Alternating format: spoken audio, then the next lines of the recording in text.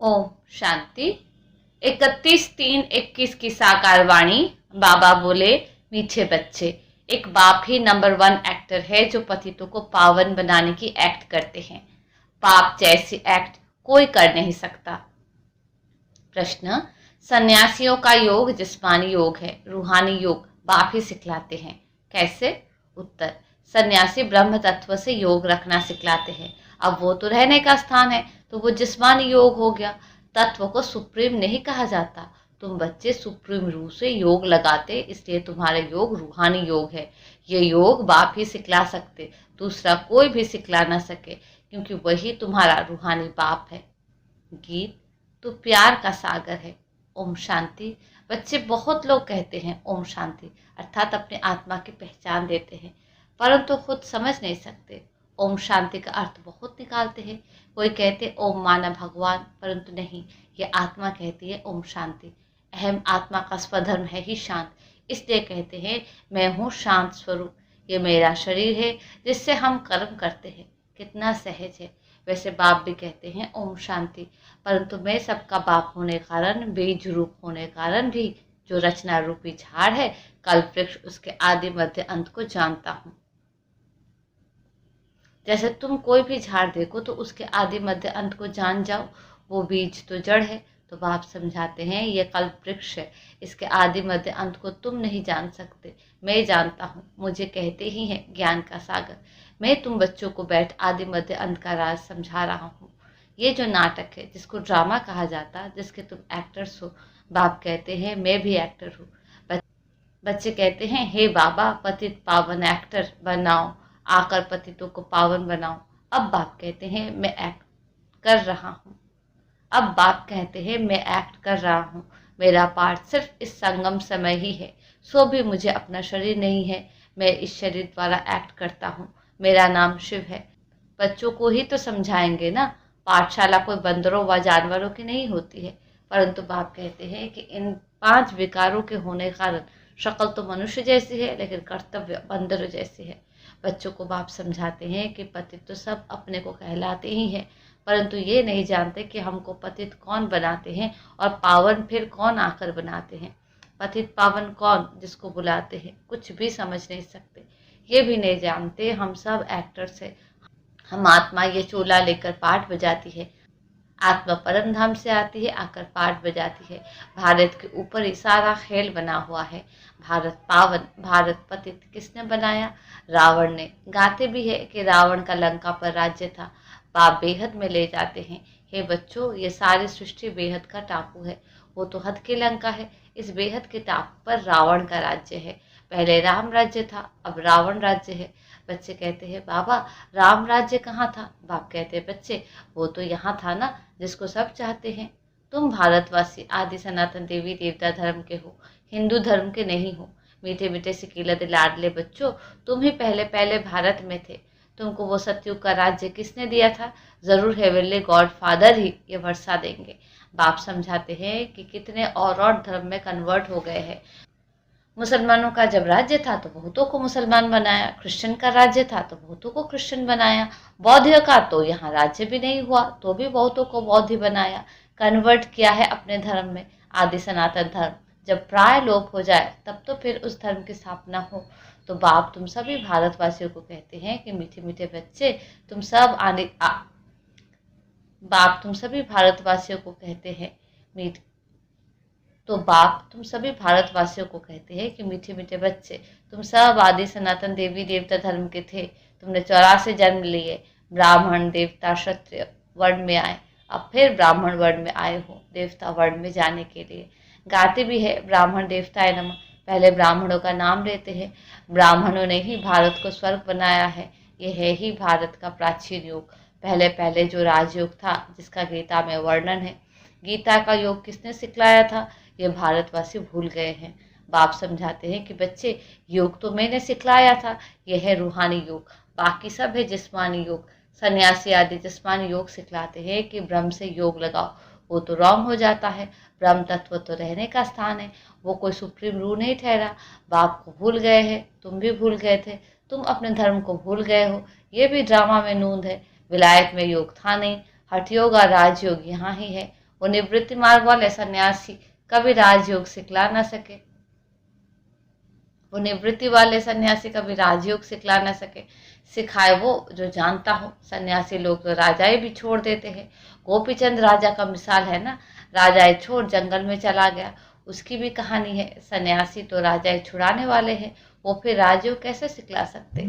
इस समय सारा झाड़ जड़ जड़ीभूत हो गया है, अभी गिरा के गिरा। कोई भी झाड़ जब जड़ जड़ीभूत हो जाता है तो अंत में उसको गिराना पड़ता है। वैसे ये मनुष्य सृष्टि रूपी झाड़ भी तमो प्रधान है, इनमें कोई सार नहीं है, इनका जरूर विनाश होगा। इनके पहले आदि सनातन देवी देवता धर्म की स्थापना यहाँ करनी होगी। सतयुग में कोई दुर्गति वाला होता नहीं। ये विलायत में जाकर योग सिखलाते हैं, परंतु वो है हठ योग, ज्ञान बिल्कुल नहीं। अनेक प्रकार के हठ योग है, ये है राजयोग, इसको रूहानी योग कहा जाता है। वो सब है जिस्मानी, मनुष्य मनुष्य को सिखाने वाले हैं। बाप बच्चों को समझाते हैं कि मैं तुमको एक ही बार ये राजयोग सिखाता हूँ और कोई कदाचित सिखा न सके। रूहानी बाप रूहानी बच्चों को सिखाते हैं कि माँ में कब याद करो तो तुम्हारे सब पाप मिट जाएंगे। हठ योगी कब ऐसे कह न सके। बाप आत्माओं को समझाते हैं, ये नई बात है। बाप तुमको अब देही अभिमानी बना रहे हैं। बाप को देह है नहीं, इसके तन में आते हैं, इसका नाम बदल देते हैं क्योंकि मर्जीवा बना है।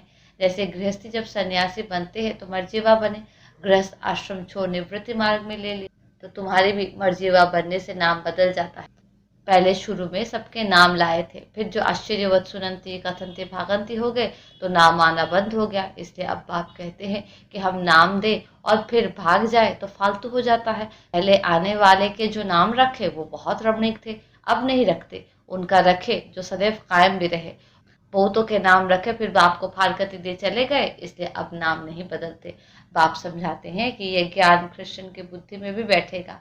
इतना समझेंगे कि भारत का योग निराकार बाप ने ही आकर सिखाया था। बाप को याद करने से ही पाप भस्म होंगे और अपने घर चले जाएंगे।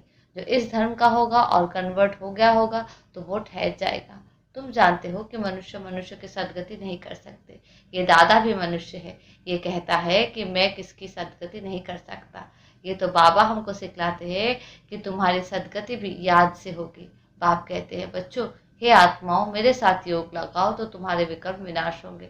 तुम पहले गोल्डन एज प्यारे थे, फिर खाद पड़ गई है। जो पहले देवी देवता 24 कैरेट सोना थे, अब आयरन एज में आकर पहुंच गए। ये योग कल्प कल्प तुमको सीखना पड़ता है। तुम जानते हो, उसमें भी कोई पूरा जानते, कोई कम जानते, कोई तो ऐसे ही देखने आते हैं कि यहाँ क्या सिखाते हैं। ब्रह्मा कुमार कुमारियाँ इतने ढेर बच्चे हैं, जरूर प्रजापिता ब्रह्मा होगा तो जिसके इतने बच्चे आकर बने हैं जरूर कुछ होगा। तो जाकर उन्होंने पूछे तो सही, तुमको प्रजापिता ब्रह्मा से क्या मिलता है, पूछना चाहिए ना, परंतु इतने बुद्धि में नहीं है। भारत के लिए खास कहते हैं, काया भी जाता है पत्थर बुद्धि सो पारस बुद्धि, पारस बुद्धि सो पत्थर बुद्धि। सतयुग त्रेता में पारस बुद्धि गोल्डन एज थे, फिर सिल्वर एज तो कला कम हुई, इसलिए नाम पड़ा चंद्रवंशी, क्योंकि नापास हुए हैं। ये भी पाठशाला है। 33 मार्क्स से जो नीचे होते हैं वो फेल हो जाते हैं। राम सीता, फिर उनकी डिनेस्टी संपूर्ण नहीं है, इसलिए सूर्यवंशी बन न सके। नापास तो कोई होंगे ना, क्योंकि इम्तिहान भी बहुत बड़ा है। आगे गवर्नमेंट की ICS का बड़ा इम्तिहान होता था, सब थोड़ी पढ़ सकते हैं। कोर्टों में कोई निकलते हैं, कोई चाहे तो हम सूर्यवंशी महाराजा महारानी बने तो उनमें भी बड़ी मेहनत चाहिए।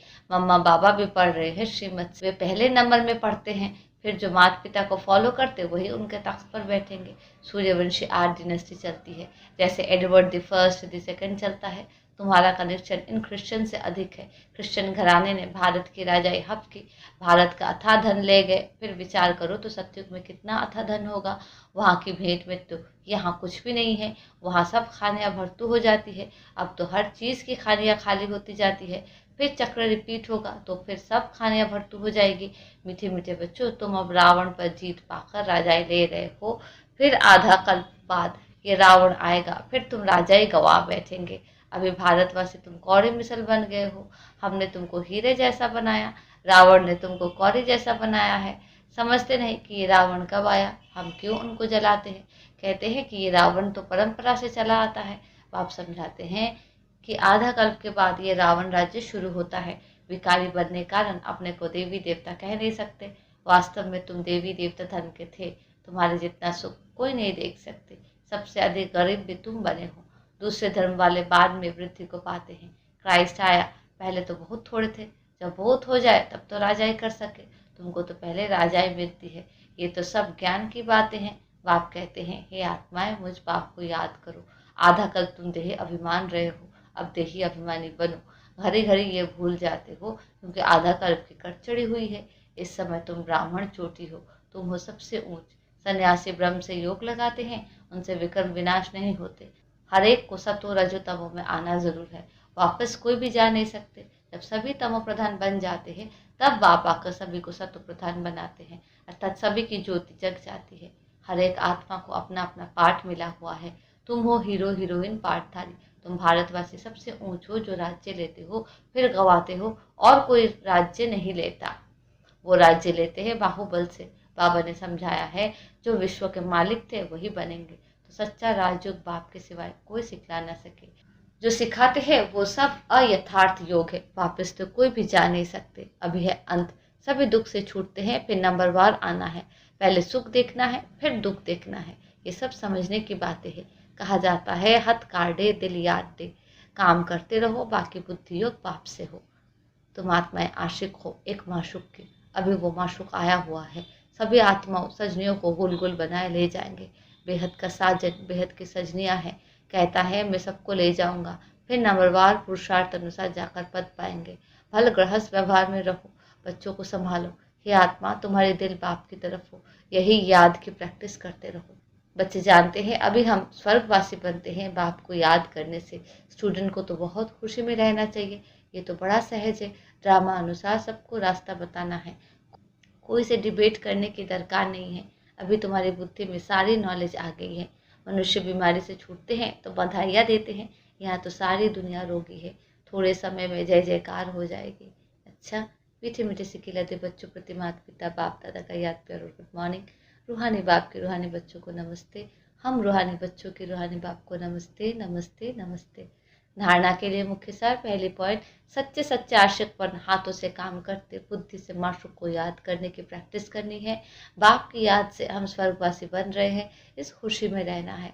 दूसरी पॉइंट, सूर्यवंशी डिनेस्टी में तख्त नशीन बनने के लिए माता पिता को पूरा पूरा फॉलो करना है। बाप समान नॉलेजफुल मन सबको रास्ता बताना है। वरदान, अटूट कनेक्शन द्वारा करंट का अनुभव करने वाले सदा मायाजीत विजयी भव। जैसे बिजली की शक्ति ऐसा करंट लगाती है जो मनुष्य दूर जाकर गिरता है, शौक आ जाता है, ऐसे ईश्वरीय शक्ति माया को दूर फेंक दे, ऐसी करंट होनी चाहिए। लेकिन करंट का आधार कनेक्शन है। चलते फिरते हर सेकंड बाप के साथ कनेक्शन जुटा हुआ हो, ऐसा अटूट कनेक्शन हो तो करंट आएगी और मायाजीत विजयी बन जाएंगे। स्लोगन, तपस्वी वो है जो अच्छे बुरे कर्म करने वालों के प्रभाव के बंधन से मुक्त है। अच्छा, ओम